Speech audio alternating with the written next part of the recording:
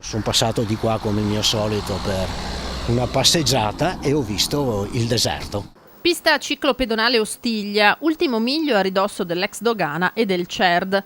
Vittore Trabucco, residente di San Giuseppe, sempre attento a quanto accade nel quartiere, denuncia lo scempio avvenuto nei giorni scorsi.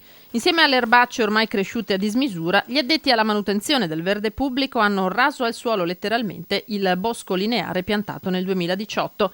60 piante, dagli oleandri in fiore ai piracanta. Avevano un'altezza ormai di circa 1,20 m e erano in piena fioritura, soprattutto gli oleandri, e questi lo stesso perché erano pieni di boccioli, coperti dall'erba, certo, ma visibili. Trabucco ha subito reso pubblico il fatto, scatenando in rete un fiume di reazioni, compresa quella del sindaco Mario Conte, che ha prontamente risposto. Assicurandomi che sarebbe stato tutto ripristinato, lui ha parlato di errore e io ho detto mi dispiace, non lo considero tale, questo è proprio, per usare un termine urbano, faciloneria, perché non si lavora assolutamente in questo sistema. Sarebbe stato tutto ripristinato com'era, mi auguro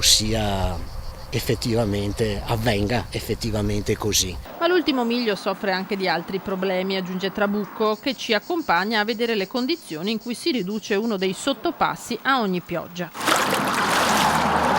Qua in mezzo dovrebbe scolare, in questo lato ed in questo ci sono i due fossati e questo è il risultato.